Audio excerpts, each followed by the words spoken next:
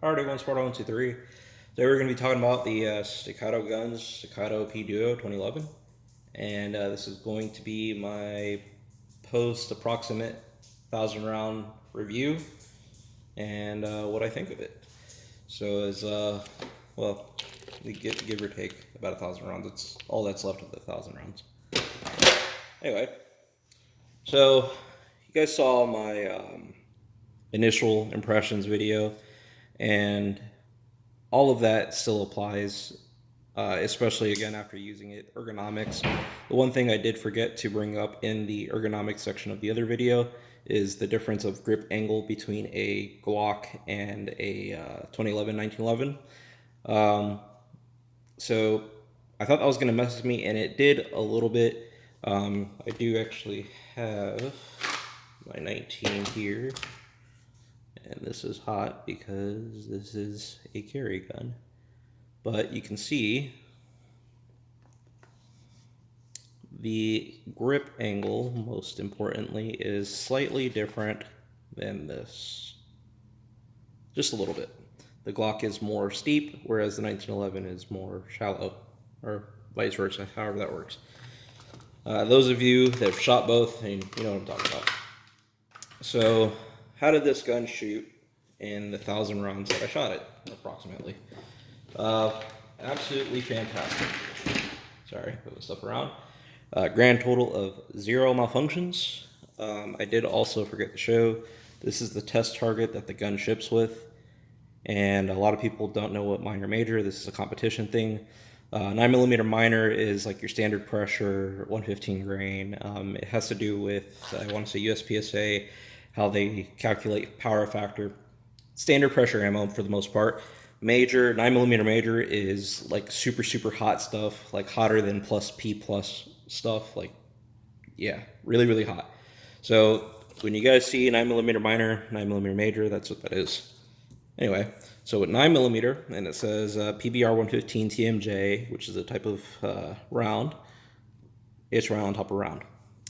I unfortunately do not have it, and I'll have to check if I have a picture of it, but I replicated literally the same thing with my own B8, round on top of round. Like, this gun is that accurate.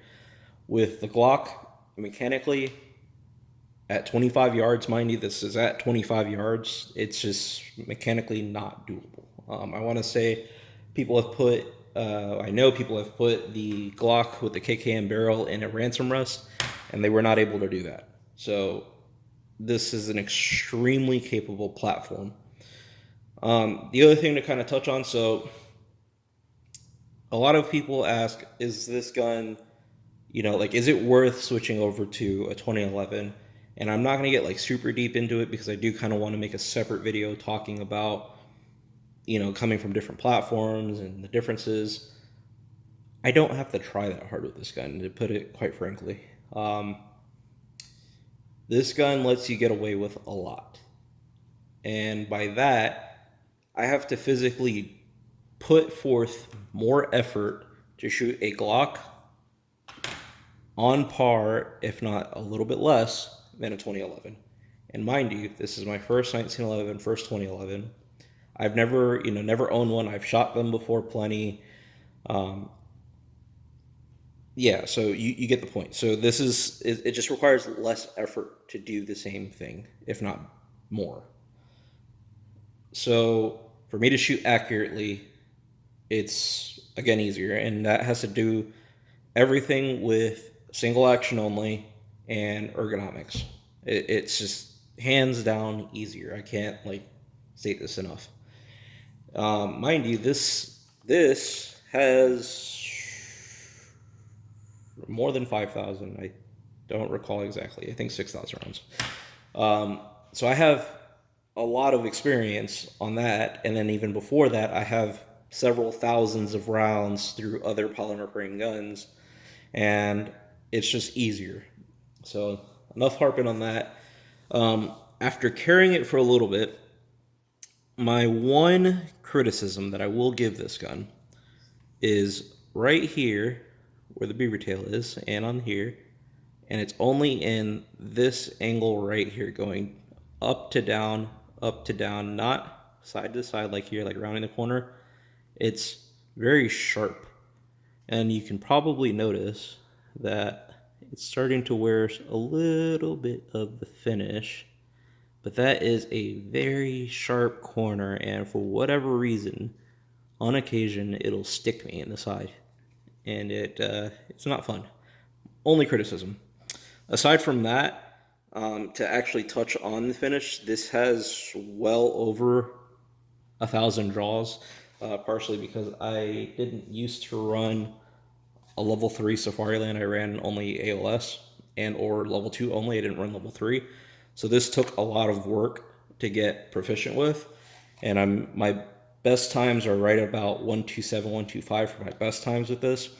5 yards on a B8. And my average is right around 135, 140. And on a bad day or time, it's like 1.5 or 1.7. So over 1,000 draws with this easily. I can't tell you how many times I go into the range and literally that's all I worked on, one-shot draws. Because it was very important to me that I need to be able to access my firearm quickly, especially if I'm in an open carry duty scenario. If I need that gun, I need it now. So it was very important to me for me to get those times down, to get them somewhat comparable to an ALS time, because I really do understand that if I'm grabbing for this gun, I need it now. And my life depends on it, and other lives depend on it. So aside from that, less effort. The one criticism being, like I said, the sharp edge here. That's literally the only thing. But there's no sign of holster wear. And on the Safariland, it kind of rubs up against, like right here. There's absolutely no sign of holster wear at all. So kudos on the finish. Serrations are very adequate for doing slide manipulations. You can see it go over the top, come back here. You can use the RMR as the ledge. Controls, after again shooting it quite a bit, they're all very adequate. I thought about changing up controls before I shot it, and I thought this was going to mess with me, but as I touched on in the initial impressions, this didn't. My reload times with this compared to my Glock are very comparable.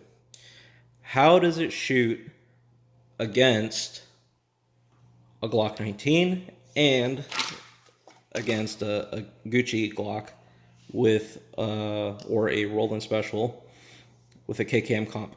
So this I don't think I've really heard people talk about. This shoots almost as flat when it comes to recoil, like up and down, right? Almost as flat, like very, very, very minute difference in muzzle flip.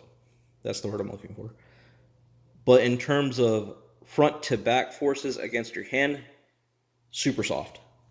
And actually, in fact, with a comp, and some people talk about this, you actually feel more pushing back into your hand because the gun is just not, rising and falling. It's just coming straight back, and it's doing it fast. So I actually feel more in the hand to the Glock 19 than I do with the STACCATO P-Duo 2011. And the reason for that is weight. Primarily where they have the weight allocated on this gun. This gun has a bull barrel. And because of that bull barrel, I'm thoroughly convinced that it makes this gun shoot very, very, very soft. I've shot other 2011s, I've shot other 1911s, and they don't shoot like this gun. So to not to completely buy into the marketing hype, but to buy into the marketing hype, I do believe it is the world's best shooting duty handgun. Like, no questions about it. I have not shot the XC model, which is the integrated compensator model. I do want to shoot that. I hear that thing, it spoils you, but that's not a duty gun. I've shot other 2011s that were the 5-inch variety on multiple occasions, and I actually don't like it compared to This is a early 2020 model, so it has the 4.45 inch barrel as opposed to the 4.1, I believe it is, inch barrel that initially came out. I prefer this slide over the 5 inch, and it's because of the recoil impulse and how the gun tracks when you're using it. And to be more specific, when you shoot a 5 inch gun, and I get the same thing with like a Glock 34 or the XTM 5.25, I think it is what it is. Because of the weight of the slide, it doesn't track as fast. And because of the weight of the slide, when it goes back into battery, all that extra weight kind of dives the gun down, and then you have to bring it back up. And it's very, very minute, but the recoil impulse is just different. This gun, like the 19, tracks very, very flat. It stays very, very flat, and that has 100% to do with the slide weight and the slide length. A lot of reasons why Glock 19 with the comp, like a Roland Special, is popular is because the 19 tracks flatter than a 34. And it's because it tracks flat, it's because of the slide weight that it tracks flat. So that was something that was very interesting to me that I discovered with this gun that I haven't heard anybody else talk about it.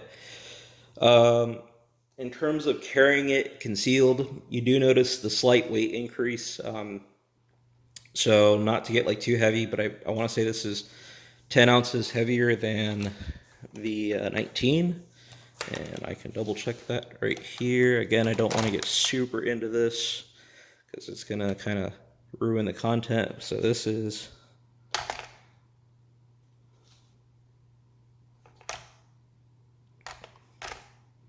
39.85, so right around 40 ounces unloaded. This is a 19 with a loaded mag. It's 35 ounces without a loaded mag. 27 ounces, so about 10 to 11 ounce difference. Now, when you load the STACCATO, so a loaded 17 round, 50 ounce, 50.7, almost 50.8. So you do notice that slight weight increase when you're carrying it. I'm not going to lie to you. It does take some getting used to, but it's actually another reason why I carry 2 spares, is it balances your belt better. That's really the biggest reason. So you do notice the weight a little bit. In terms of shooting it, drawing it, I wouldn't say that it's really any different in terms of noticing the weight difference. Shooting it, recoil impulse, like I said, very soft. Target to target transition, no noticeable differences from shooting other guns. It tracks, just fine. And the one thing I did have to get used to a little bit was that grip angle, is that presentation when you're acquiring that dot. On the 2011, because I am coming off of a Glock, it just points a little high for me, just a little. And this was throughout my initial shooting process. It just points a little bit high on a Glock because, again, the grip angle differences, it points naturally. Now, after I've shot about 1,000 and I've done thousands of draws at this point, or over 1,000 draws at least, that's no longer an issue. So that's the one thing that I will say that you'll have to get used to it coming off of another gun. If you're shooting an M&P, it's even less of an issue, just because those are a little bit more close to the same grip angle. So that's not as big of an issue. One thing I will talk about also is the slide plate. So I was a little skeptical about how high this optic sits in the gun, but in shooting it, again, you don't really notice it. Maybe if it were a little lower, you might not have such a presentation difference. And again, this is all like minute differences, but when you're talking about cutting tents off, it all matters, right? So when you're if the slide to optic fit was just a little bit lower, then maybe that might alleviate it. I will say there is an aftermarket plate that you can get that is roughly half the thickness of the OEM plate, and you'll have to replace your front sight. And I forget, it's like CWPS or something like that. Don't quote me on that, but just do a Google search for the Optic plate. They're making the Optic plate, and you can swap out the front sight to match the new Optic height, and then it comes with the new rear sight as well. The other thing is, I didn't mention in my initial video, and I did mess up. If you're getting this gun for the first time, the Optic mounting hole, the screw is right in the rear sight. So you want to put the Allen key right down here, loosen it, and then this whole plate comes off. Same thing with the factory plate. They used to have 2 screws on the factory plate, but they've now since moved to this system, which I actually do prefer. I think it's cleaner. Anything else that comes to mind? Would I suggest the gun? Yeah, I would. That's not just because I have it. It's honestly, it is a better platform for shooting. It really is that much easier. Like, the only time I probably would say that I wouldn't suggest this gun is if you're brand new to shooting, because this is going to spoil you and this is going to let you get away with a lot. I would almost say go shoot a crappy, not saying anything in particular is crappy, but in comparison, go shoot a lesser quality. How about we say that? I retract my previous statement, thank you. Go shoot a lesser quality firearm first, get all the basics down. After you get all your basics and you're starting to work on, you know, squeezing that last little bit of performance out of yourself, step up to this. As I mentioned in the previous video, plenty of departments are using this. This gun's gone through several difficult, stringent selection processes. I want to say the U.S. Marshal Service, SOG, their selection process involved a 40,000 round test. I will say I believe Staccato Guns has some data on that, or you can look on podcasts. I believe PNS had those guys on, primary and secondary. So I will definitely point you in those directions. But the fact of the matter is that the gun is built to last. This is very much built as a duty gun to run, to be reliable. Again, 0 malfunctions, been in the dirt, been in the rain, so on and so forth. It runs.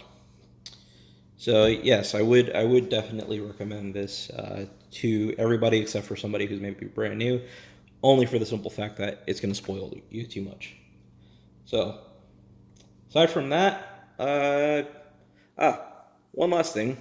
So I did think that prior to getting it, I thought this was going to bother me, this being the grip length. So the grip length, they are now offering, they being Staccato, a grip exchange service, because the grip has to be swapped out by a qualified gunsmith or you void your warranty. So they are offering to sell you a VIP length, which is a 19 length grip, and a grip change service for, I want to say, $325. Don't quote me on that. Just go to their website. I thought this was going to be harder to carry. Honestly, it's not. It really isn't. It really is not that crazy of a difference from a 19. It's a 19 with a mag. And you can see it just barely sticks out more. It really is not that big of a difference. So I thought that was going to mess with me in terms of concealing it. It's a non-issue, so I will not be spending the additional money to swap this out. The only other thing that actually does remind me of is this is not your Glock. This is not your M&P. If you want to do modifications to this gun, whatever they may be, you got to basically send it to a gunsmith. Everything has to be fit, from my understanding. The barrel, that's the only thing that I probably will buy eventually, aside from maybe the slide plate, is a threaded barrel, because I do want to suppress it, and that will have to be hand fit. I did send a inquiry to KKM. KKM will do a barrel for approximately $290. You just send them the dimensions and they'll send it out to you, and then you have to fit that, or excuse me, a gunsmith has to fit that to your gun, which costs around $200, give or take, to whoever you're sending it to. So same thing with triggers. Triggers, you're supposed to have them fit. really everything. And the reason being is it is a tight fitting gun. So even the slide release or slide stop, getting this in and out, like I can't do this with my bare hands. I need to actually get a tool to push it all the way through. So that's about as far as I can get it with my bare hand. So yeah, it's a very tight fitting gun, and if you want to do anything aftermarket, you're going to basically have to go to a gunsmith. But again, not your Glock, not your M&P, not your insert whatever polymer frame gun here. It's not the same. It is technically polymer frame because of this, but this is what they call the grip frame, which you'll notice actually sits inside of the metal frame. But all of the rubbing parts are steel on steel. There we go. They're all steel on steel, but the grip frame itself is polymer, and it basically stops right here. All this is steel, all of it's steel on steel, so it's kind of a polymer frame gun, kind of not really. Other than that, leave some comments in the comment section on what you guys have in mind as far as what you want to see. I do want to do some additional videos with this. I need to talk about this some more because I know guys are going to be grabbing level 3 for this, and I know guys running level 3 for something else will appreciate what I have to say as far as the trick to getting your times down with this. Shout out to Milspec Mojo for some of his tips, but even him, he doesn't talk about some of the intricacies that I want to talk about. So without further ado, I'm going to go ahead and cut the video. Like I said, leave a comment down below if you have anything in mind you want to see on the Staccato. If you want to see the Staccato compared to something else, I owe you guys some shooting footage, but I'm terrible when I go to the range about filming, and I never film when I'm shooting. I always have to have other people do it for me. Sparta123, signing out.